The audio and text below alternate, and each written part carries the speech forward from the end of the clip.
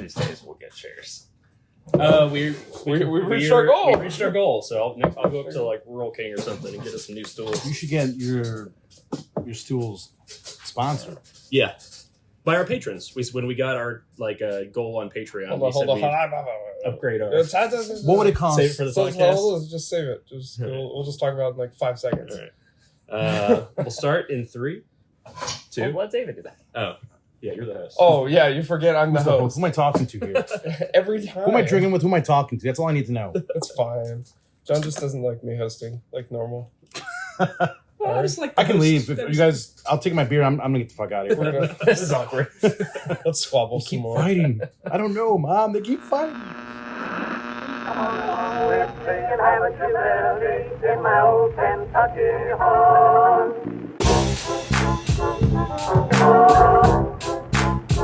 Kentucky. Southern town. 3, 2, 1.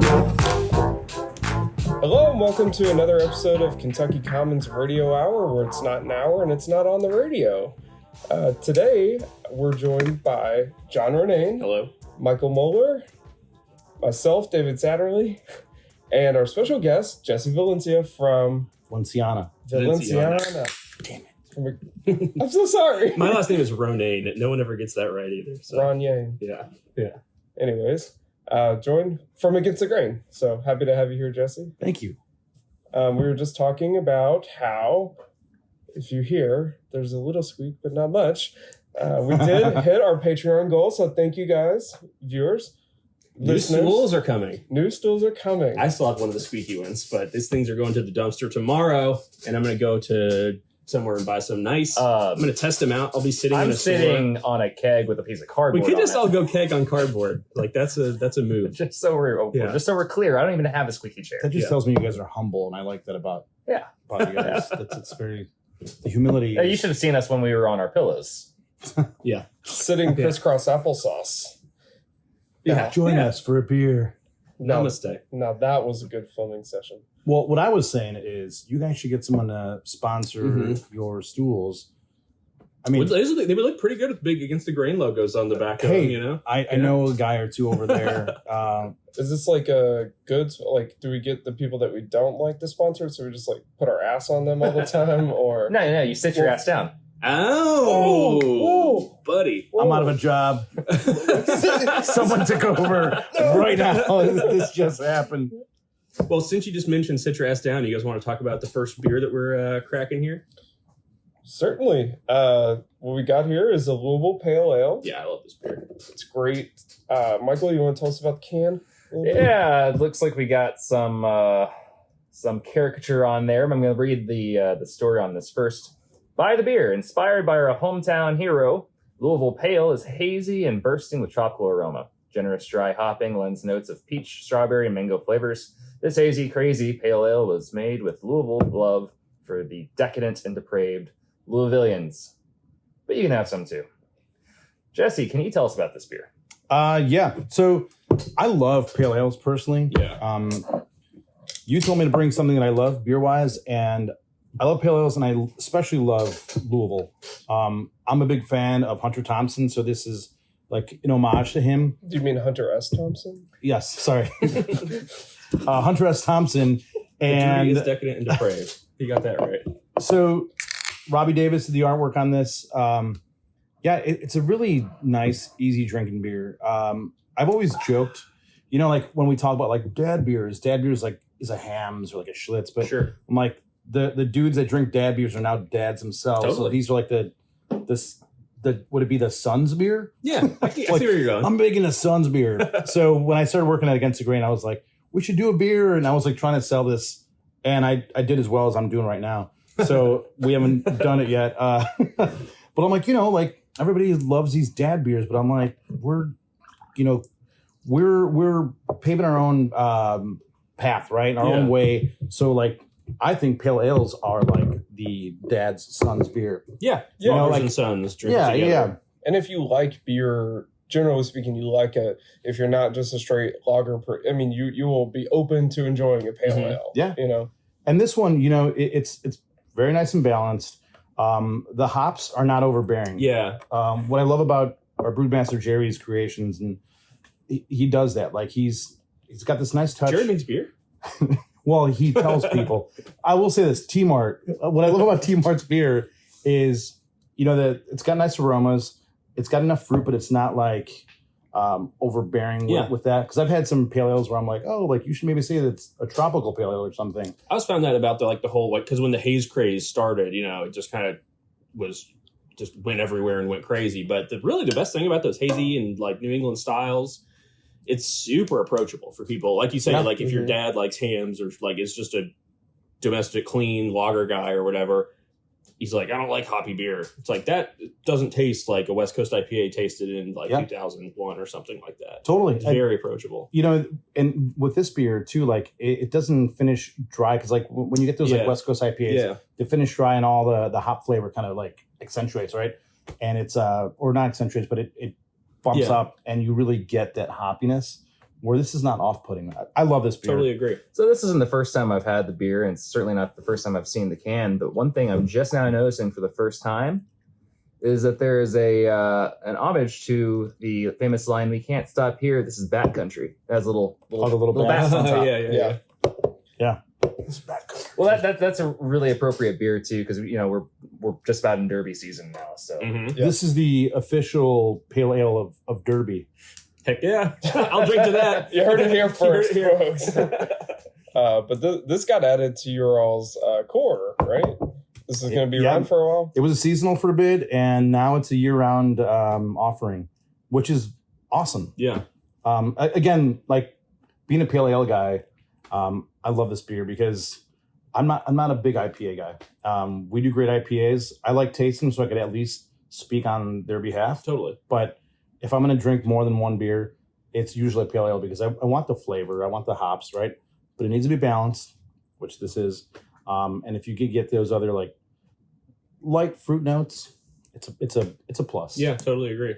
So it's still fun too, like for people that aren't into IPAs but want something more than a Budweiser or an A beer in our case. It's like here, this has like a bunch of cool ingredients that all kind of shine in their own way. Yeah.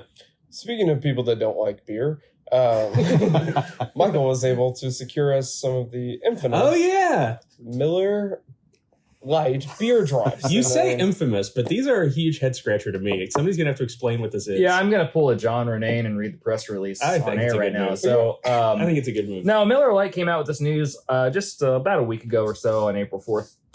And it's titled, "Light Beer Shouldn't Taste Like Water." Miller Lite introduces new campaign and liquid beer drops in time for National Beer Day. This is so strange. So Miller Lite decided to say, hey, you're buying beer that's not just Miller Lite. We understand things happen sometimes. We think we can improve that beer with our own Miller Lite beer drops. So whether your friend ordered you the wrong beer, you find yourself without an actual Miller Lite in hand, the brand is making it possible for beer lovers in a bind to add more beer taste when Miller Lite isn't available. Beer drops. Miller Lite's liquid enhancer graces other light beers with the irreplaceable taste of a fine Pilsner. Simply squeeze your beer drops into 12 ounces of beer, take a sip, and enjoy more beer taste. So I secured 3 bottles. The instructions are as follows. Open lid of beer drops. Okay, check. Squeeze half bottle of beer drops into half a bottle into other light beer. They're not that big. Well, it shouldn't be called beer drops. It should be called like pour a bunch of weird shit into your other beer. light beer should now have more beer taste. Step 4, consider the life choices you made that got you here. So, let's see if this National Miller Lite brand can... What do we want to dose up with it? Well, hold on. Before we get into it, as the owner of a homebrew shop, I want you to just speculate on what the fuck is this? What is in there? If I had to guess, it's some kind of like hop extract. Hop extract. It's like a barley extract or something. I'm actually going to guess it's mostly probably really watered down glycerin that they're how much are they charging for this? I'm going to guess it's a whole lot of water. It's like $3 a pop.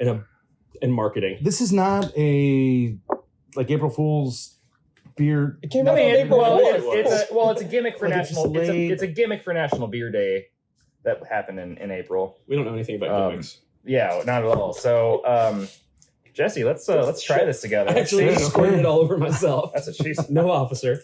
Well, it's So It smells like Miller Lite in here. it My beer tastes drops. like it smells medicinal. Also, it's smells a just little beer drops. salty. I swear. All right, let's Oh, this see. is so wrong. Let's see if we can This is the improve, worst. which is going to be hard to do because Louisville Pale Ale we all love, right? Everybody likes it. It's gonna But make it everything so could much always worse. be better. But everything could be better. Yes, So let's yes. see if Miller Lite has done this. So I'm going to pour mine into mine, Jesse. I've Is got a healthy. Is that a Louisville? Yep. Oh. It just tastes mildly And then salty. I'll let you put in whatever It amount you want was into a yours. Louisville. Now it's a It's a Loo-a-vuhl. bastardization. Milwaukee. Milwaukee. If you need more, That's a Star Wars got- character, right? I like it carved up. Oh, there we go. Look at that. Yeah, you're getting So some there's got to be reaction. some salt in there. Yeah. I'm going to start with the drops in the container. You know Oh what my I bet God. it is? You know what it smells like? It just smells like fucking monosodium glutamate. It smells like MSG. Okay, you fucking chemist. Tell us what that It's means. MSG. Oh, I I love don't know, MSG. Half a It bottle. smells like homebrew shop, honestly. It's got just like It a smells like barley malt dust. extract. Yeah, yeah. Half a bottle takes The way a you're long squeezing that time makes to me really uncomfortable. Well, how I can't just. It's like you're milking the Miller Lite. Yeah, exactly. I'm milking this marketing. Oh, campaign. Jesse did the taste test. I got some off of my hand. It doesn't taste like anything. It just tastes like mildly. Hoppy. It took away bitterness of the pale ale. It really flattened it out. It Yeah. smells like barley. Like It yeah. adds more. That's what I'm saying. It malt. smells like a homebrew shop, like a bunch of extract. You could also be smelling the homebrew shop. They would not really have like fresh palates. But no, that must be what it is. It's some kind of like a really mild, watered down malt extract. My question is, Oh. why? I don't know why. What the fuck? Why? I mean, novelty, I guess. Like, who's buying this aside from suckers who have beer podcasts? Alcoholics that have ankle monitors Yeah, and right. have to drink water when they drive home from work. Nobody's buying this. No. But you know what people are doing? Reading stories that say the name Miller Lite on them. You know, we're doing. Shit, we just got Covering duped. it. Yeah. We just got duped. How did they get us again? Got it. Damn it, Miller. Yeah. So if you had to rate the new beer, what would that look like? I would give it I would give Louisville Pale Ale just 5 stars for the category. I would Out give of 20? this. Oh well, yeah. I'm only a 5-star man. Speaking of 5 stars, if you guys are listening, we love your reviews on whatever podcast. I'm not a fan of this Loo-a-vuhl. I I'm think giving this is it. a gimmick. I think this is gross, and I think it's like a mild barley thing with a little bit of like MSG or salt in it. We'll take that from you now. I'm giving it 1.5 caps on Untapped. Yeah, there you go. Milwaukee. Yeah, you know, I mean, I don't. It's not gross. I don't want us to go that far, It's but not. it's not. It didn't enhance anything. I mean, it did make it worse. Did you use half a bottle? No, Let's see what I think I'm the only I can one. put in. Let's say I've got maybe 2 ounces of beer here and a half a bottle of this still. So there's So really only one way to solve let this. me just dump the rest of this in. If we're all like have dysentery after Ugh. this, It tastes like I do love the It instant. tastes like malt water yeah. with no hops though. Oh. but a little like smoky. Oh yeah. Oh no, I don't like that at all. It's not great. I feel so It's left not out. great. Oh, it tastes like a dentist's office. That's not a bad. Oh my god! You know what it tastes like? It does like taste like a dentist on it. Chinese, fried rice. Yeah, And MSG. MSG. Well, the day after. Yeah, so you're yeah. right. That little Maillard kind of like Oh my leftover God. flavor. Yeah, Yeah. like the. Wow. Let's face it. I like to use MSG in my food. There's Dude, nothing wrong with it. MSG Yeah, Oh, it's great. It's a Yeah. flavor enhancer. It's fucking All right, vitamin. the amount that I just put in the beer is gross. I'm going back to It took the away. Loo-a-vuhl. So it is wild though because it took away all hop characteristics. Yeah. Like Mhm. it's gone. It just neutralized. It stopped. It's just like flavor for you. So I don't know Miller Lite. So I Miller don't Lite know what you're trying to succeeded in do. making beer that tastes like beer taste like not Not beer, beer. which Yeah. is what Miller Lite tastes like. We're gonna Yeah. rob you of flavor Yeah. because we're Miller Lite. But like, if I put this in Miller Lite, it would make Miller Lite taste worse. I think that's probably true. That's what we should have done. Just Oh, kidding. this is a better bit. Yeah. What kind of scientists are you? There's no control. There's no Damn double it. blind. Follow the Well, the science. control is Louisville Pale. Yeah. Just squirting in my Yeah. mouth like that. I know it's kind not of a good choice. I kind of regret it. Let's have a better beer. What did you bring, Jesse? Oh, are you saying that better Blue beer. Pale is Jesse not good brought, enough? The Loo-a-vuhl is not exceeding expectations. We just ruined a damn good beer. God damn it. In the name of science. Well, where do you guys want to go? You guys want to travel to Chicago? You want to travel down to Nashville? Let's do Chicago and maybe tell us a little bit about how you got into the whole kind of beer thing, because you've had a kind of wild journey. Yeah. Wow. Let's crack open a Cruz Blanca, and I'll talk about myself. Oh yeah. So this is the Crispy Chico from Cruz Blanca. My absolute favorite brewery in Chicago. I feel that they're really just doing the best beer. They've got the most creative program, and they're not such a big brewery that they have to they're small enough where they can play and have fun Yeah, I know exactly with what you beer, you know, and that's the thing. It's like when you're in the industry, everybody thinks that everybody should be doing like these crazy funky beers, but you have to sell beers. You know, and at the end of the day, it's about keeping the lights on, right? What Jacob Zambrano, the head brewer at Cruz Blanca, does very, very well is creates a good beer and has these awesome flavors that go in there. And as we'll taste, like this is one of my absolute favorite beers of all time is Coco Frio. And it's a seasonal beer. Every year that I get it, it's just like this magical beer, and it's got different adjuncts. And I'm not a big adjunct guy because I've been scarred by so many terrible ales. But I try to shit on 450 North once at least every episode. So this will be that. Here's your chance. Yeah. Consider yourselves shat on. The difference is like Jacob has perfected lagers. Yeah. And he's perfected how he balances his beers out. And like I said before, what I love about Lou is that it's a very well balanced beer. How do you even know these guys? Jacob and I used to work together at Goose Island, and for a long time, you guys need a sponsor for these stools. I know. For the longest time, I was trying to get Jacob to hang out because I knew that he was a former chef, and I do a lot of fun food stuff. And I was always like, "Hey, man, I started this thing called Manbarbecue. You should come out and hang out." Oh, yeah. And he was always like, like barbecue, but Manbarbecue. "There you go. We eat men." It was this weird thing in the jungle where you had to eat other people. We chose men. You survived. But I would always try to get Jacob to come out and cook with us because thank you. You would talk to the chefs at Goose Island. They're like, Jacob, the brewer, used to be a chef. And I'm like, all right, hot shot, let's go. Or a cannibal. I'm like, come into my cannibal group. And we never got to hang out. And then when Cruz Blanca, he was poached by Cruz Blanca. When it opened, we finally, started hanging out. And long story short, we became best friends. That's awesome. He's super talented when it comes to brewing and food. And you could see there's this intersection of food and beer in his beers. This is a collaboration with another really great brewery, Orknoy in Chicago. This is a lager with jicama, tahini, and lime. Oh, wow. I got the tahini. Is tahini like sesame seed? No. No, tahini that's is tahini. tahini is like, it's like dried salt. lime, salt, and dried chilies. Hell it's yeah. powder, yeah. That makes sense. The light chilies are right there. Oh, yeah, that's right up my alley, man. My favorite thing in the world is like a michelada in the summer. And that touches on some of those notes. That's freaking awesome. That's fantastic. Michelada? Yeah. I do every year. They're about to brew it. There's a brewery in Chicago in the suburbs. That's fantastic. Called More Brewing, and I do a beer called Chula with them. It was a recipe I came up with based on a snack my grandmother used to give me when I was a kid, which was mango, lime, and tahini. Because when we were kids, my parents were very much like, don't be eating like candy and like these like shitty sugary snacks. Yeah. And you're a kid and you're like, are we poor? Why can't we eat this? And my grandma was just like, hey, dumbass, have a fruit. And it was like mango. And you're like, okay, I know what mango tastes like. And then you add lime, and then like tahini was like this flavor explosion in my mouth. I'm like, this is freaking amazing. Hell yeah. And More Brewing and I, the guys from there, Aaron Kiefner is they're one of the head honchos over there. Really good dude. We used to work together, and we reached out to each other just to hang out, catch up. and we like started shooting the shit. And he's like, we should brew a beer together.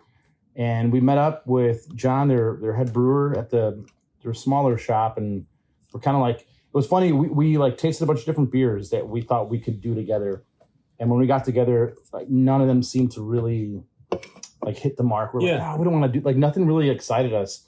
And I was like, my grandma used to give me this snack. That's awesome. And it was this. And John was like, cool. And then Big Meech, they do micheladas. They're based in Chicago as well. Good buddies of mine. I reached out to them. Michelada. I'm all about it. I'm all about it.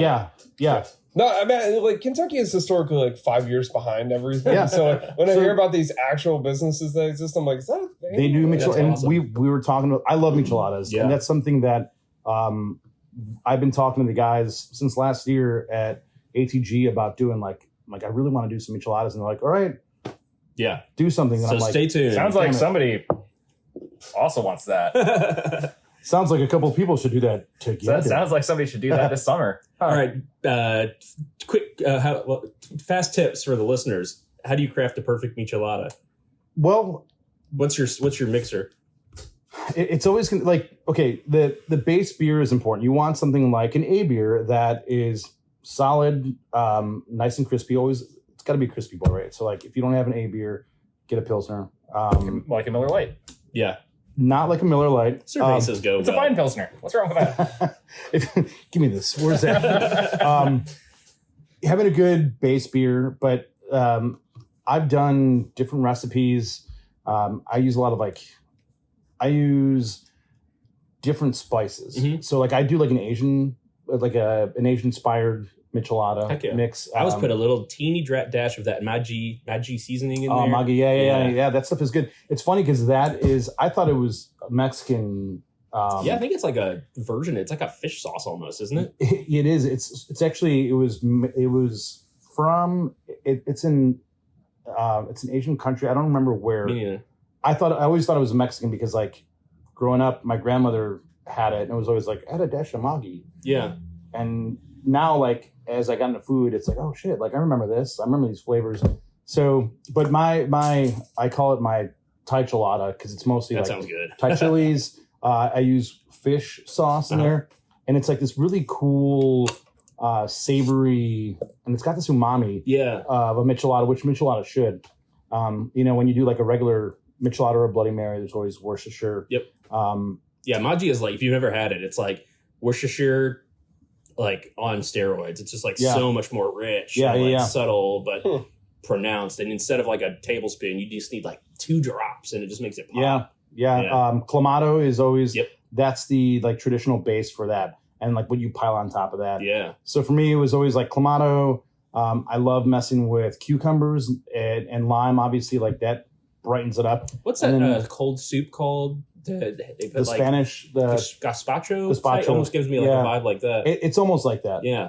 That's the thing. It's like I'm not a big Bloody Mary guy, but for whatever reason, I'm the same way. I can fuck a michelada all day long. Yeah, and it's funny because I mean? People that love Bloody Mary. Ever again. I can fuck with micheladas all day long. There you go. That's better. Yeah. You guys don't know what I do in my free time. A michelada versus fucking with michelada. Yeah, Look, much man, different. I thought this was a judgment-free zone. Yeah. That's why I'm here. Yeah. I want to be clear on what we're fucking with. Michelada. What are we fucking with? Yeah. There's a distinction. I'll also shout out Zing Zang Bloody Mary mix. That makes it fine. Michelada. It's a good base. When you need it. I like it. They sell it in cans too. So that's the thing. It's like micheladas. As a Mexican male, you grow up in there's always an uncle that knows how to make the best michelada, right? So curiosity always gets the best of me. And I'm like, I want to make my own. I don't need someone to make it for me. Yeah. And then the guys from Big Meech decided they were just like me, like, oh yeah, your drunk Mexican uncle makes the best hangover cure, right? So they started bottling it. Nice. That's and they do a awesome. bunch of different flavors. They do like a really nice mango one. They do a cucumber one. Thank you. And it's like, again, stuff that I was already making, but they decided to like bottle it. And then we got together and we were like this close to partnering up. And I was going to essentially bring my recipes to Nashville because they're like, yeah, we'll bottle it for you. They just couldn't get the ingredients that they needed down in Nashville. So they stayed in Chicago. Yeah. But that's something that's kind of still in the works. We're good friends. And Thank you. we want to work together. And I'm like, I want to bring micheladas to, well, now Louisville, you know, because I live in Nashville, but I'll be up here permanently around August. Nice. So I'm kind of like, I want to bring this down with me. Yeah. You know, and Take it. we're talking about it. You know, and they actually do a beer with a brewery up in Chicago. There's a brewery called Casa Humilde, and it's owned by a few Mexican dudes, and they're like adding like their Mexican kind of spin on beer, and they did a couple of different michelada beers. I thought it was okay. I wasn't kind of People like always just associate Mexican beers with like, I guess Corona is like the biggest example, but there really is like a whole scene of kind of blending beer and food and like that whole kind of culture that works together. It's some of the most delicious things on the planet. yeah. That's what I was going to get back to. You were talking about food inspired beers rather, and how you like make those two meet. And like as soon as I looked at this label and saw tahini, I'm like, okay, I get that, because that's just, you just buy the bottle of tahini, you just put it on everything in your house. Well, you know, this is made with jicama, tahini, and what else? Like, what was the? It's just lime. Yeah, and that also is a quick snack. Like that's another thing that my grandma used to make. I used to hate jicama because I'm like, it just doesn't taste like anything. Yeah. And then you add lime to it, it's amazing. Pops you add off. jicama and lime, now it's like, When you I were wanna eat it talking all about day. adjunct beers when you were opening it, and I was like, I don't know what this is. And then it poured out all white and yellow, and I was like, what adjuncts? What adjunct are you talking about? And like, this is great. Yeah, it's really I love good. it. I loved it too. I consider myself pretty well traveled, but I do have to make a confession, and that is that I've really never spent any significant time in Chicago before. We're That's terrible. 5.5 hours away. Yeah. We're a not even weekend 4.5. 5 hours away. Depends with on how fast traffic you or drive. whatever. I guess. It's like 5 hours. In traffic, yeah. You know, it's drive slow. so close. That's a 3-day weekend. So easy. Hell, even just a 2-day weekend. I am okay. If you guys want to pick a weekend, I will be your tour guide up there. Honestly, like food, drink, I will take you I need it. on like a Jesse weekend of Chicago. We'll probably have heart attacks by the Sunday morning. Louisville Ultra business write-off. Yep. We'll need a defibrillator and there'll be a medical bill. Patreon dollars. Yeah, That's Patreon saves lives. Free angioplasty. But no, I mean, That sounds rad. I've had Cruz Blanca before. I actually just had them recently, though. A month ago, I think it was with David and our friend John, and I loved what I had. It was a Mexican lager, no adjuncts. Mexico calling, yeah. It was just fantastic. Yeah, again, like I said, Jacob does this thing where, and he's the most humble guy you'll ever meet. I truly believe and feel that he's making the best beer in Chicago. The food there too. Yeah, the food's amazing. Great. He does these bourbon barrel aged beers, and every year, I think his beers are better than Bourbon County Stout. And he's won, I think, maybe 2 years in a row. There's been a panel that did like a blind tasting of all the different Chicago bourbon barrel aged beers, cool. and he won 2 years ago. I don't know if he won last year, but he just puts so much care and craft into what he does, and it's cool to taste, you know, where his head's at, and you know, him and I, like, it's interesting because like we go back and forth when it comes to his beer. I love all his beers, but he's so like hard on himself. He's like most love this brewers beer. are like that. Yeah. They better be. Everybody's their own worst critic. Honestly. I'll tell that to people all the time. Like, it's like if you got this somewhere else, you'd probably be really happy with it. But if you know that you made it, or like you always are looking, just kind of like you were saying with that thing, just like you have this idea in your head. I want it to be like this thing that my grandma made for me. Like it's connected to a memory, and that's the fun part about getting more knowledge just about how it is made. And like that's not saying everybody should go out there and become a brewer, but just being more mindful when you do drink a new beer, and like you know, if the brewer's there, those people don't love. You feel like you might be annoying them, but most of those people would love to talk to you for 20 minutes about how they crafted this or whatever, just because there always is that story. But yeah, just that quest for perfection, or the chasing of the windmills or whatever. And that's the thing. It's like, you know, perfection, none of us will ever achieve, right? Yeah. And I feel that people that think they're well, besides you, us normal humans, these, you know, when people have that attitude, especially brewers, like the know-it-alls, that's so off-putting. Last year after Fobab, I was at Cruz Blanca, and there was... I saw you there. Yeah. That's the Festival of Barrel-Aged Beer. Yep. Wood and Wood Barrel and Age. barrel, yeah. The full W name, is yeah. silent. Okay. So bad. Foul bad. Yeah. But we were hanging out, and we were celebrating. Jacob won a gold medal for one of his beers, so we were doing shots of mezcal. Cruz Blanca's got great mezcal. Hell yeah. So we were kind of on that tipsy side, and a brewer from another brewery came in, and they also had won a medal, and there was like this arrogance.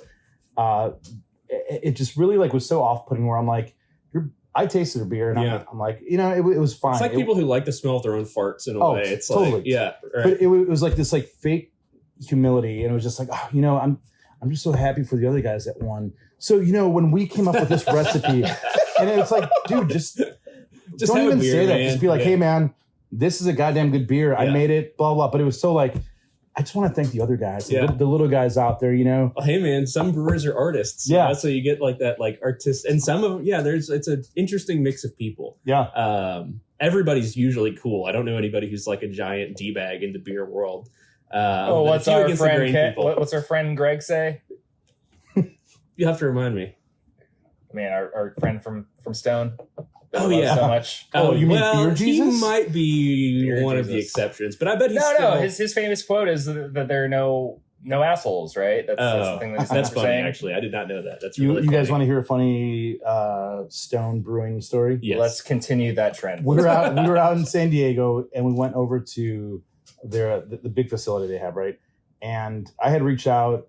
I've been a big beer nerd for a long time, and when I worked at Goose, some people were like, "Why do you want to come visit us?" In the beginning, I ran a program, a national event program, so like we'd be all over the country. And being a beer nerd, I was like, "Oh man, I had beer from this place. I want to check it out." Yeah.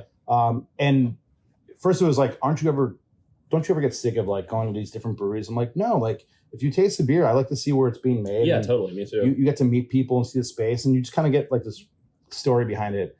We go to Stone, and I was never crazy about Stone's beer. Like just honestly, like but they're the big boys, and we're down there and made some calls. Or wholesaler helped us out a little bit. We got into the place, and they were showing us around, and the lab manager comes out, and she says hi, and the guy from Stone that was with us, he's like, "Oh, this is Jesse. This is a team from Goose Island." She goes, "Oh my God, I love your beer." She looks around and goes, "We're not allowed to say that, Wow. Oh, Yeah. no. Wow. but we like your beer." Wow. But that was when Greg was on this like self-imposed like sabbatical. Yeah. Which I was like, "What's a sabbatical? What?" Hey, can I do that? Yeah. So it was just really funny where I'm like, it was like a real kind of like, she looked around like, I hope nobody heard that I like a brewery That's that crazy. he like That's crazy. despises. He and the founder of Goose Island, John Hall, you couldn't meet a nicer, more genuine Yeah. fan of beer. He was amazing. So it was just funny, like seeing this poor woman like, shit, I just gave props to them. That's hilarious. And I'm like, funny. Culture Someday starts at the top. I will tell this story. Yeah. And I told it a lot. Yeah. Oh man. Yeah, that like drinking the Kool-Aid like type thing, that can happen. Yeah. And it's stuff like that where when you work in the industry, like it has to, I feel that if you work in the industry, you have to have love for it, right? Mhm. Like you have to have love for beer, whether it's making it, marketing it, whatever it is, but there's got to be some kind of like level where you come in where like there's love. And you have an experience like that where it starts to like sour you a bit. Yeah. And Well, and how did they like? So much of beer is experiential, and like what we talk about a lot is like the community behind it really built it up. Yeah. So like outside of work, is that person allowed to say Mhm. like I like that? You know what I mean? Yeah. Like Is And Greg monitoring their social media? yeah. Like, Well, I would not untapped doubt this. it. I mean, there's people that it do go seems to those extremely to those lengths, militant. you Yeah. know? Like yeah. Wait, your untapped ratings for Stone beers aren't 5. Yeah. Do they have a Gahapo department? It's like the Gestapo, but for Yikes. hops. You're gonna edit that out, right? Yeah. Right. We don't edit. We should. Yeah, we should, but we don't. But I mean, yeah, I mean, we actually talk about work here on this podcast a lot, but I mean, you can't take a personality just for the company you work for. No. Yeah. Period. Yeah. If you did that coming into Against the Grain, I'd be the biggest jerk. You know the guys that own that place? you can't outdo them. I can't. I do love the personalities behind Against the Grain, like even like the founding people, but then like all the team that they've built over the years and the people who have come and gone. Like, I don't know one person who works Against the Grain that I don't think is freaking awesome and like fun to have a beer with. Well, so I'll tell a quick story. None of my stories are quick, so I'm lying. The reason I work at Against the Grain is I actually met Sam almost a decade ago. Sam Cruz, one of the owners of Against the Grain. So this is when I was traveling for Goose Island, and I was meeting all these different owners, and like I was hearing these stories like of the beer Jesuses of the world. So I happened to have an event here in Loo-a-vuhl, and there was a couple people that were supposed to run that event.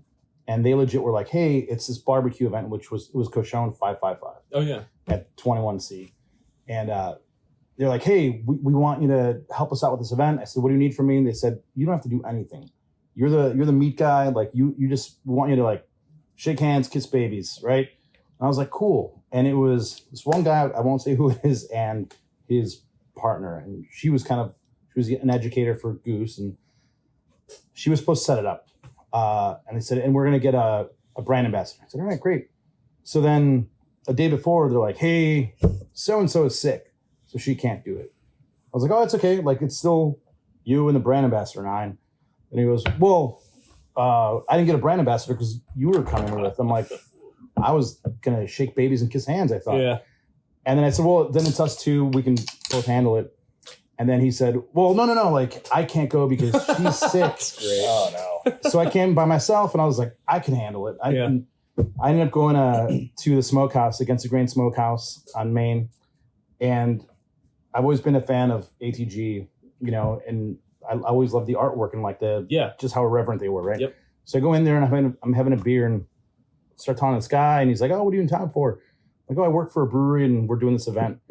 What brewery? I told him it was Goose. And he's like, oh, where's the rest of your team? I said, you're looking at it. And he goes, you're going to need help. And I said, I'm fine. And he asked the bartender what she was doing after work. She said, no plans. He goes, I need you to go help this guy. That's awesome. I'll pay you, and I'll pay you tips. And I was like, who's this guy? He's like, and I asked him, I was like, who are you? And he's like, oh, I'm Sam Cruz. This is my place. And I'm like, dude, so to have someone like that, be so willing to help out a complete stranger, that's the other side of that stone spectrum, right? Mm-hmm. Yeah, exactly. And it was like, he's like, look, man, he's like, I've been a fan of Goose Island because he went to school up at Siebel, and he's like, I'm just helping someone out. Yeah. And that moment right there, like, him and I became friends. And every time I would travel down to Nashville, I'd always stop here, and whenever I was here, we'd make time to hang out and just catch up. And when was it? 2 years ago, I was down in Nashville visiting my girlfriend, and the first time we hung out, I'm like, hey, I want to go visit Loo-a-vuhl. Do you want to join me? She said, yeah, sure. We came up here, and I was like, I want you to meet someone, and it was Sam. So when the time came, I was in Nashville. I wasn't working for anybody, and I was like being interviewed by this other hospitality group in Nashville, and the woman happened to know me or know of my work because she worked for AB at some point. So she's like, you're the guy that ran the Migration Week thing. I said, yeah. She goes, oh my God. So then they were ready to offer me a job. And then Sam put something on social media, like looking for like a marketing maven or something stupid like that. Rock star. Yeah. So I'm like, positive attitude, a must. So I immediately was like, are you seriously looking for a marketing person? Didn't even consider me. He's like, I didn't think you want to work up here. I'm like, I want to hear about this job. And we chatted, and it was between ATG and this big ass restaurant group down there. Yeah. And my girlfriend was like, he was one of your first friends that I met. Yeah. You've like spoken so highly, like, you don't want this other job. Yeah. I'm like, God damn it, but I can make so much more money. And here I am. And I don't regret it, man. No, I love ATG. Yeah. I love Sam. I love the team is just, they're so different, and they're so great. Against the grain. They're all against the grain. I never put that together. I didn't get it. They all go against the grain. No, what's really funny about that, I mean, if you said that you met him about 10 years ago, that's right around the time that they opened Against the Grain. Yeah. Which means that he already had the kindness of his heart. Yeah. That, like, we all know he kind of has. Like, that he already was just like, hey, another brewery can help. We can help. Yeah. Well, and that's like, again, you know, when I talk about loving beer, it's like loving community and loving everything that beer encompasses, right? And Sam Cruz is like one of those great advocates. Like, you go anywhere in the country. Yep. And if you're like Against the Grain, people go, oh, I know one of the owners. Yeah. And I always know it's Sam. I'm like, is it Sam? They're like, yeah. I'm pretty sure the first day we opened up here, he just came in and just like he said, hey, congratulations. Yeah. And then he's like, I haven't homebrewed in like a while. I'm just going to buy some stuff. Yeah. So I'm probably didn't even brew, but he just like talked, and eventually he'll drink a beer with you and give you good life and business advice. And like, he's great. Yeah. Good dude, that Sam Cruz. It's funny too, because Beer Jesus has the persona of like, hey man, like I just a stone dude, just want everybody to get along. Behind the scenes, everybody says he's an asshole. Sam, especially when they first like, he's softened a bit in his middle age. I disagree. Well, back in the day, he had like a big like fuck you attitude, and I don't like, think that's lost. well, It's still there. you know, but all I'm saying is like, but then you meet the person, and it's like the nicest, most like giving person, the most not ego driven, Well, like not in the bad way ego driven person in the world. I remember going to Fort Collins a couple of years ago, and I went to go visit Purpose Brewing. And Purpose. Oh. It was opened by the guy that pretty much founded New Belgium Sour program, Peter Picard. Mm-hmm. And I was just talking to him and told him I was visiting from Kentucky, come up there often, and he was like, "Oh, Loo-a-vuhl, right?" I'm like, "Yeah, Loo-a-vuhl." I was like, "Against the Grain." Nice. I was like, "Yep." Just totally. like Sam Cruz, great guy. Yeah, it's funny because I've been friends with Sam for a while now, and he would post stuff on social media. I'm like, man, Shouldn't do that. my buddy's posting some stuff, and now I'm working with him. But he has softened, you know, like, and I know he's maybe like ruffled feathers, but at the end of the day, it's like I'd be a complete hypocrite if I said I was an angel on social media. Right. I like to this day, like some of the funnest things I do are like troll breweries where I'm like, come on, man. And if I've got a few extra minutes and I've got Adobe programs open, I'm like, now I've got to make this meme. Right. Gotta make Look what you made me do. I didn't want to do this. You made me do this. So it's not my fault. Today. And the thing is, like, I'm not malicious. Like, it's for me, it's like only kind of good like, fun, right? yeah, it's like poking the bear. Not even. Yeah. It's Right. poking the panda. Yeah. You know, it's like, hey, like, Or the koala that sleeps 18 hours a day. you're like, hey, you idiot, you're a junkie. Because koalas are addicted to eucalyptus. Yeah. High as fuck. Yeah. But Speaking of Adobe and things you like, you did bring something that you love. Than the other half of Show and Tell. show and tell. Yeah. Show and tell I brought So story. you camera. shared a beer that you love, which is fantastic. I brought like 20 beers, so I'm Yeah, an that's true. alcoholic. Yeah. I brought a camera. I take this everywhere now, you know, and I'm just like, I just snap away. Yeah. And Want to take a group photo? yeah, I will. We'll do it. What's what body are you working with there? It's the EOS RP 16 millimeter lens. So it's like almost like a poor man's extra wide angle. It works though. It works. Is that like a Polaroid or? Yeah, right over here, this little slot. It freaks him out. Hold on. Let's get in here, boys. We're taking the photo right now. Not everybody takes their selfies on a Canon. Wouldn't it be amazing if the power went out right now? Fantastic. Oh, and I also wore my socks hat because it's another thing I really, really love. Freaking awesome. Great. You know, the best thing about a Canon is that click sound. You don't get that on a cell phone. Like, You get that little fake like, yeah, they try to like trick you.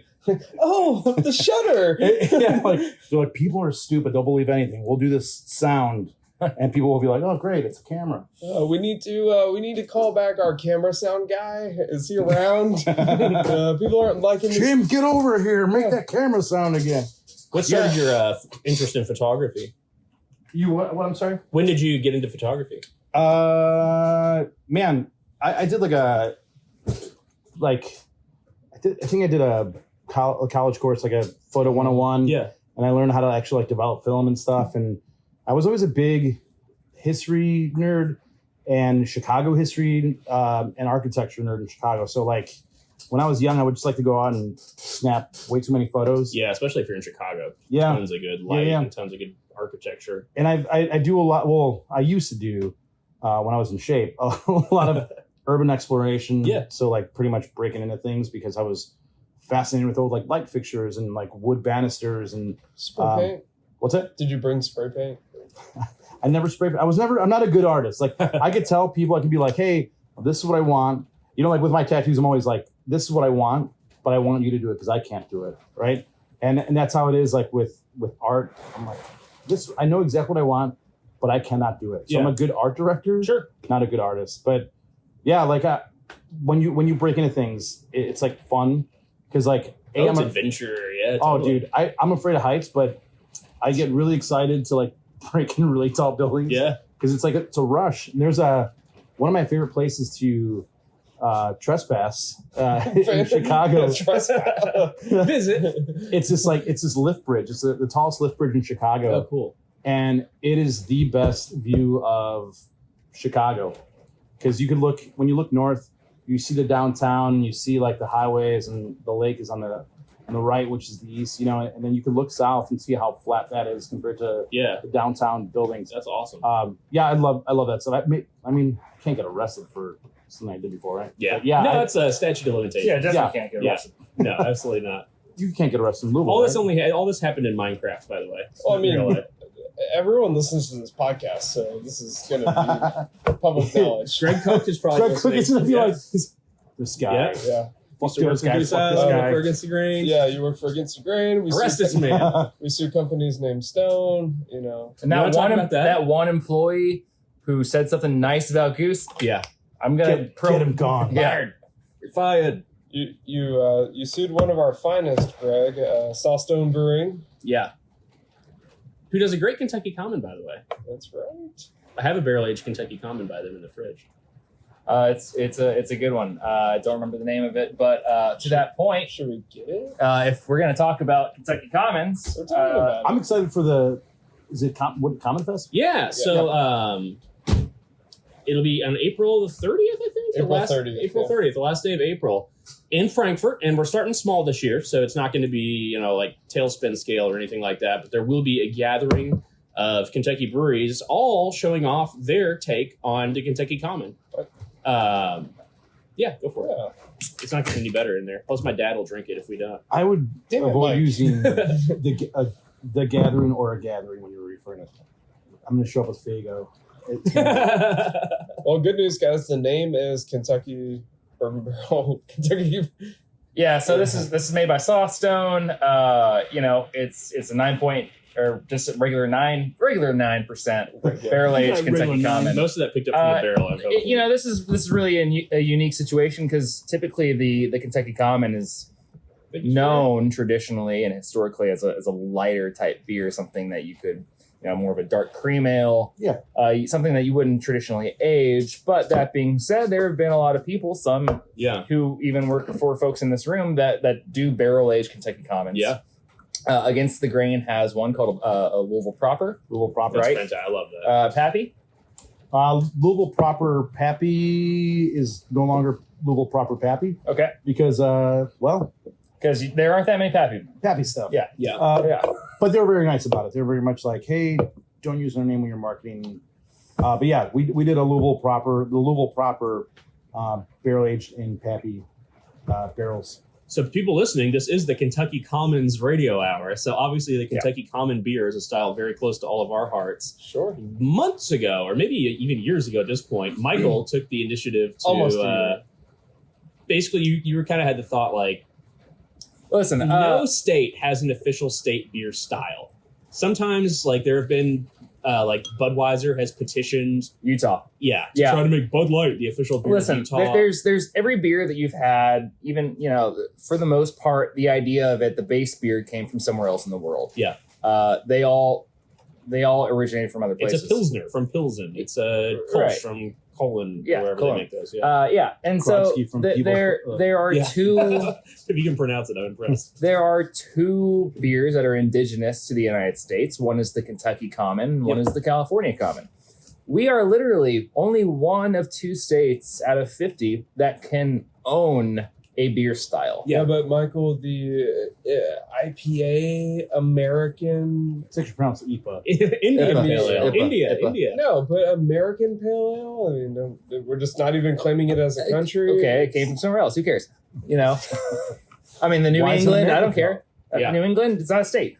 There is a state XYZ all around. Whether it's a tree, Official song, a soda. tree, dog fart. Hell, I think during the Nixon administration, almost every state claimed milk as its national beverage or its state beverage. How times have changed.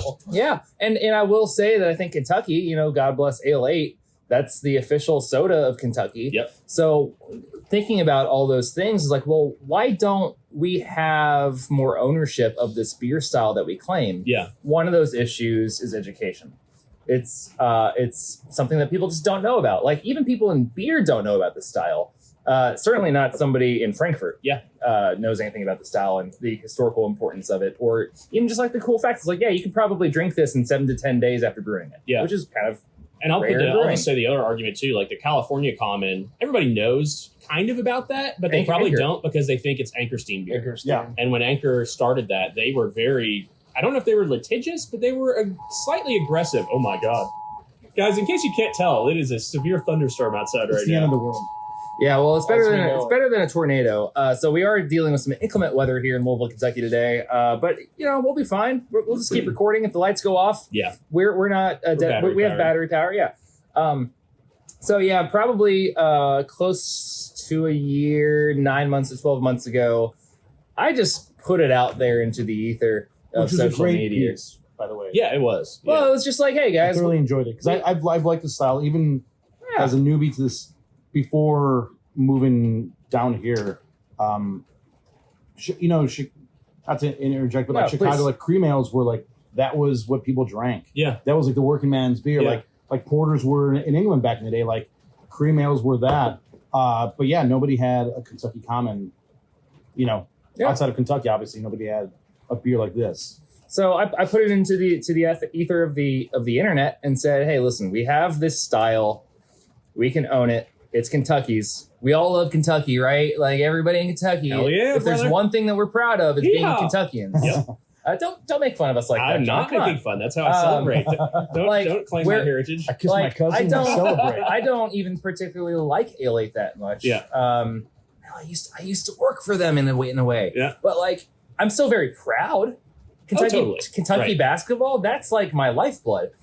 So if there's one thing that Kentuckians are, is that we're proud of things that come from Kentucky. Yeah. Hell, Louisville claims disco balls. Yeah, and cheeseburgers. When was the last time you bought a disco ball? I have never bought one. Obviously, but guess someone what? doesn't do enough It's been cocaine. a few weeks. Yeah. But guess what? I'm all for disco balls. So I put it out into the internet. I was like, hey, Governor Beshear, I don't know if you can do this, but through executive order, you should just name this the official state beer style of Yeah. Kentucky. And nobody owns it. It's not like by Nobody can own it. Like Yeah, exactly. literally, nobody can own it It's the except common, for us. the Commonwealth, the common man's beer. It's for everybody. It's Kentucky's. So I that started picking up some steam, started making the media rounds, started getting some attention. There were a couple of different snafus along the way. One was like, hey, is this something that the governor's office can even do officially? Do we need to go through the General Assembly for the Kentucky State Well, House? it's nice to see executives putting checks on their own power in the year 2020. Yeah, 2020. Yeah. So, yeah. But we are getting to a point now where whether it's the breweries that are embracing it more as a style that they can brew and own. It really has taken off. Yeah, I'm seeing it more and more. I think several have just Fall City always had one. Yep. Against the Grain Yep. traditionally didn't always have one. No, what's the other? Oh man, what's the other? brewery? Yes. Oh, I mean, they- it was a Kentucky Common, but yeah, it was. the Common Canoodle. Yeah, Yeah, Noodle- yeah, that's right. Noodlin, yeah. I'm trying to think of the brewery that is. It's off of. It'll come in. Sure. But I mean, locally at least, several of the breweries have even just thrown their hands in the pot and said, "Let's try this." Yeah. 'cause it's ours. Holzapfel does a great one. Fantastic. Apocalypse. Apocalypse. Apocalypse. Yeah. Yep. Erdels. That's what you're thinking of. They have the original Erdels. Yeah, she does like the 18 Erdels 92. 20 recipe or whatever. Yeah. Leah was instrumental in making that known too. So we have to shout out Apocalypse and the whole story. Yeah. She co-wrote the guidelines for the BJCP about like when they brought it back and like defined it, and she's done so much historical research about the recipe. And we're brewing one tomorrow. We're brewing one with Gallant Fox. So people are starting to take notice. Hell, even outside of Louisville in Richmond, Kentucky, with Dreaming Creek, They've been shout out to Patrick. Like he did a collab with Dancaster in the UK. So like even internationally, the style is starting to pick up a little bit. So suffice to say, people are starting to take note, and it did eventually reach out to the governor's office. Shout out Bashir. We've also learned what it's Andy. like trying to get the legislature to do things. It's difficult. It's not going to happen overnight, but there is a temporary solution that we're going to have. So our friends at Sig Lusher in Frankfurt, they are working. Dylan makes it fire, Kentucky Common. Yeah, it's great. And so they're working on creating a Common Fest, Kentucky Common Fest, centered right around the Derby time when like all the spotlight is on our state anyway. Yep. Just as an appreciation, it's like, hey, listen, this is something that we make, we should be proud of. Yep. There will be an official proclamation, I believe, of the Kentucky Common being the official state beer style of Kentucky. That's very exciting. Multiple breweries from around the state will be there. There will be a judging component of the beer too. I think we'll do a live podcast from the judging night. So for listeners, that'll be coming out the week after or so. Well, you guys shouldn't be judging people. That's not nice. It's not very nice. I just gave everybody 5 stars. That is what my grandma said. So anyway, shout out to Kentucky Common. I'm not the first person that's been a cheerleader for the style, but I legitimately think that if we want to grow as a beer state, just like bourbon is such a good product of Kentucky, like the Kentucky Common is just like beer is kind of bourbon's little brother in Kentucky. Like, whatever, like bourbon is freaking huge. But the Kentucky Common the style was kind of defined because they were using a lot of the stuff that was cheap around here because it was so available because of all the distilleries. And it's a lot of the same adjuncts. There's usually a high component of corn. There's usually some roasted malt to kind of offset our acidic water around here and just to add a little bit of depth of flavor. And it's just quick turnover. It's light. It's drinkable. People will debate till the end of the earth whether it was sour or not. But one of the things that's been really cool recently, and that a lot of breweries are really this is what we're drinking now is a barrel-aged version. Kentucky Common, like you were saying earlier, it's just designed to be it's a drinking man's beer. Yeah. Just like a dark cream ale is really all it is. But if you take those things and put them in barrels and let it develop some like Kentucky barrel culture, is that an Instagram account that somebody owns? Probably. They get very interesting to me. And I would love sourness to come back into this as it does like sit in a barrel for 18 months and like age and funkify. Like, what's that Russian River dark sour that they do? Sacrification or something? Not that. There's beatification. Yeah. But whatever. Those are so good. And that like those red wine barrels, they get that funky dark tartness, or you think of like the Ode Brune styles and things like that. Funky barrel-aged Kentucky Commons. I think it would be like a little niche thing that could be just even another reason to come visit I think Kentucky. it's a base beer if you did like a wild ale with a Kentucky Common as a base beer would be really neat. Yeah. It's mostly Turo. It's just darker. Yeah. And like an Ode Brune, like there's like a lot of cool parallels, flavor parallels, but like imagine adding cherries and letting it sit on cherries for like a season where you're getting like super. I love this style of beer. Like I said, it's one of those beers that I thoroughly enjoy. We brought ours up to Fobab again, and it was kind of the description that they went with was not what I sent, and it's fine, it's whatever. But like, so when people like tasted it, they weren't expecting that tartness, so they're like. But it was cool because it makes it real wild because you don't expect that when you're like looking at it.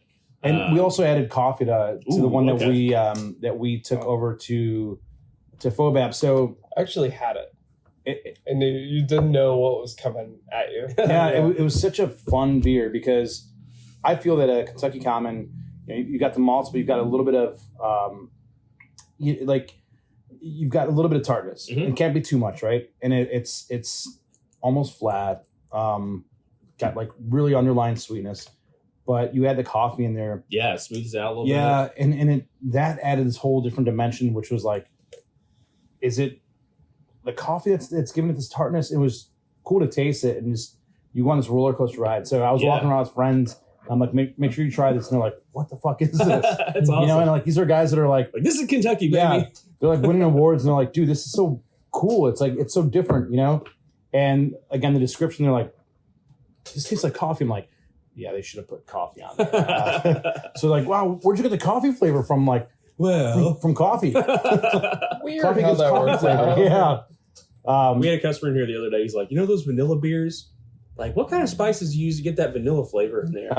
It's like, is it ginger? Basil. Like, yeah, exactly. Southern basil. Y'all want to know a fun fact about Kentucky? Sure. As climate change happens, It's unreal. Tornado Valley just will like keep birds. moving east. So Oh, sure. Kentucky is going to be a big bed of tornado warnings. Fantastic. And as we're talking right now, I can hear tornado sirens going off on this podcast. Those are just like noise. I thought you were just being a Debbie Downer. Yeah. Like, hey guys, Nope. weird fun fact. I'm just saying, hearing some tornado warnings right now or sirens going off. But just want to put that out there. A tornado It's like would it's never most- hit a most metropolis. of We're fine. Nothing we can do about it. Like, I mean, if I have to die with an ATG beer in my hand, like, Yeah. so be it. You know. That's not bad. If I die with an ATG beer in my hand, I deserve a raise. That's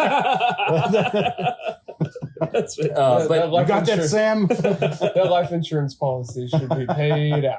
but Wait a minute, there's more zeros missing than I thought. to put a bow on this, though, you know, we've talked about Sawstone before. I think just in the last couple of weeks. They got one of those C&Ds from Stone. They got one of the C&Ds from Stone, so that's why we're kind of enjoying this tonight Yep. too. Did you all see that Sycamore was going after them? Let's talk about that for 2 seconds. Yeah. Not that we shat Did you on read about Stone that? enough. No. Yeah, we need to stop talking about Stone. This is the last time we'll talk Stone about did Stone. some branding that was like, it's so good, it's so juicy it or says something. keep it juicy. Yeah. But Sycamore also had keep it juicy. And it looked exactly the same. And, And Sycamore definitely did it first. yeah, Sycamore did it first, and then they Taking the old Brewdog approach. Yeah. Yeah. So they basically just approached Stone and some filings and just said, hey, listen, this has been going on. We kind of turned a blind eye towards it. But then they were just like, but we're going to champion all the small businesses that you went after. Yeah. And this is why we're doing this now. Yep. What's good for the goose is good for the gander. You Yeah. can't say goose. Oh, yeah. You don't like their beer, do you? Cease and desist. So Sawstone is a lovely brewery. Been there once before. Need to go there again. Moorhead. Yep. Kentucky. Yep. Moorhead, Kentucky. Where's in the state? Where is Moorhead? Is it east? It's central. It's east central by Lexington. Good hiking in that area. A lot of good hiking. Great. Well, that just about wraps it up. I'll throw it to Michael. Got any closing thoughts? No, not really. next. You know, I would just say, like, if you can't subscribe to our Patreon, www.patreon.com/Kentucky Commons. Yeah. If you can't, tip us $3, that's fine. I understand. But at least give us 5 stars on whatever podcast platform you're listening to us on right now. Leave us a review. We'll probably read it, especially if it's nice. Yeah. You know? That review last week was glowing. Yes. Yeah.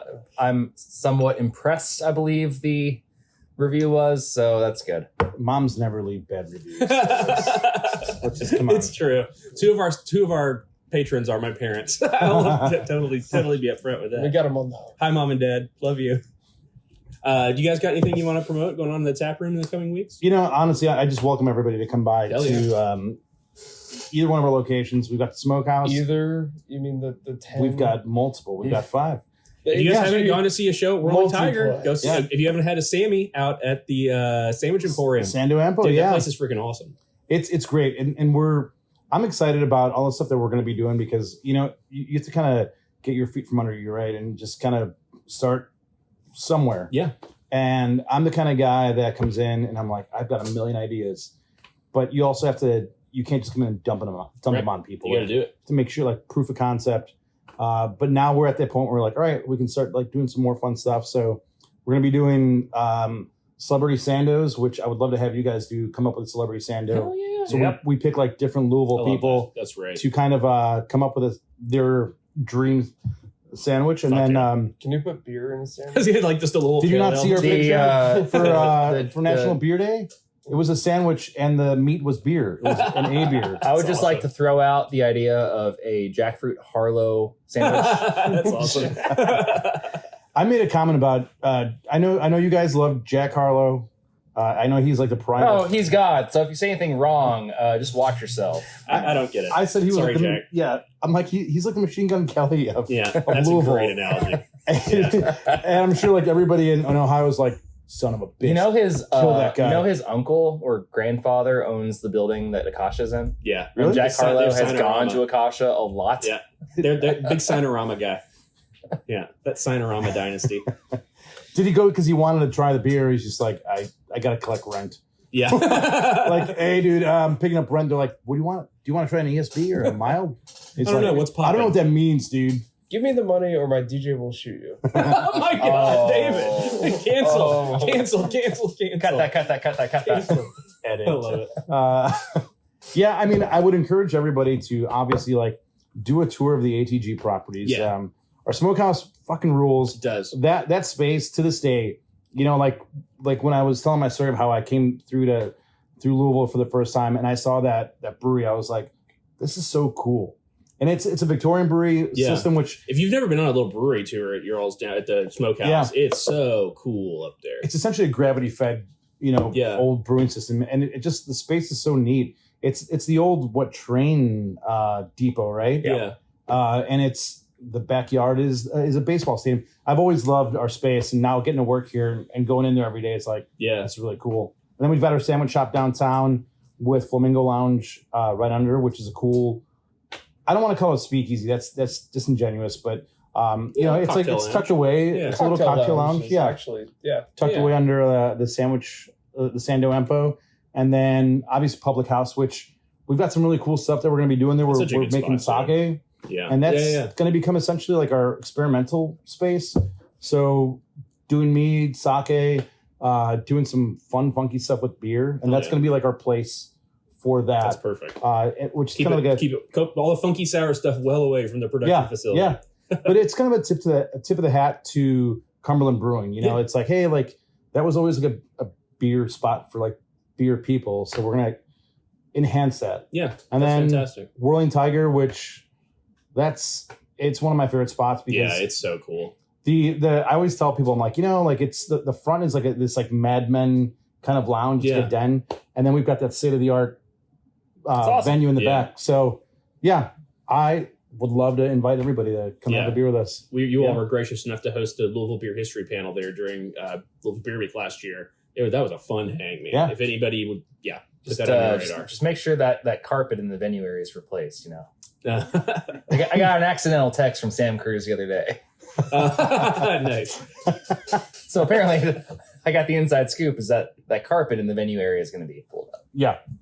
Okay. Yeah. Semen or Jesus. All of the above. well, I'm assuming. But I want you guys to, I want to do another event there where Yeah, totally. we'll get you guys up there and we've talked about doing a podcast. We've got everything we need for a podcast, but first and foremost, like I want it to be a space where if you guys ever wanted to record a live podcast in Yeah. front of an audience, I think that's the space. That'd be really cool. Yeah, it'd be fun. So yeah, that's Awesome. where I'm at. I'll plug Kentucky Common Festival, Kentucky Commonfest on April 30th. We'll put links and everything on that and all across our social media in the coming weeks as well.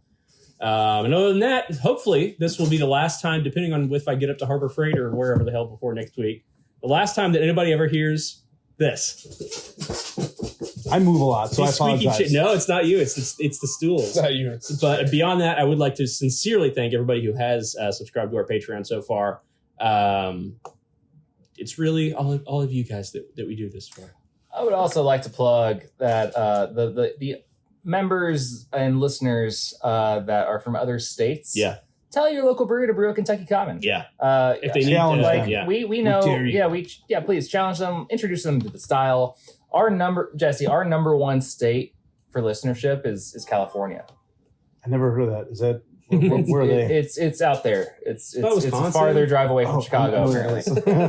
Yeah, It starts with the C. like so you folks in Chicago and New York and North Carolina and Ohio, I know you have a good presence on the podcast. You're keeping us afloat. Please just tell your favorite brewery about a Kentucky Common. If they need a recipe, tell them to give us a call.